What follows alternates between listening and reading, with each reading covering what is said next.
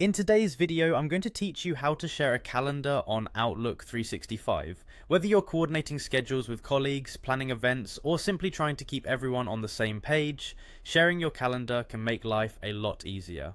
So let's dive right in and get started. First, you'll want to head over to the Outlook login page. You can easily find it by typing Outlook 365 login into your preferred search engine.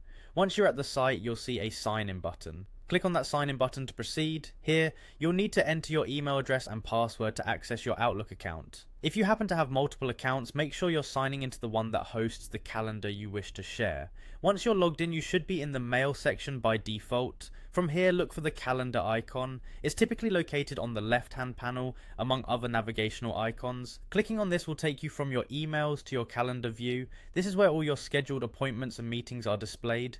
At this point, it's time to select the specific calendar you want to share. If you have multiple calendars, for example a personal one and a work-related one, make sure you're picking the right one.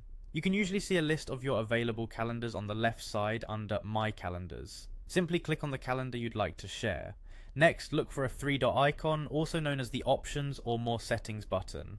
This button is often situated next to the calendar name.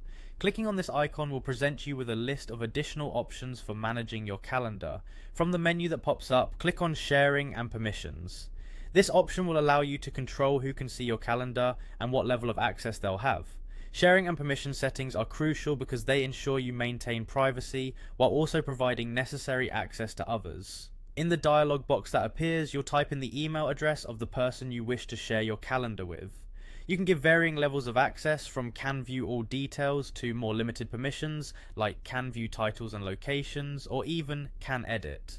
Choose the permission level that best suits your needs, keeping in mind the nature of the information contained in your calendar.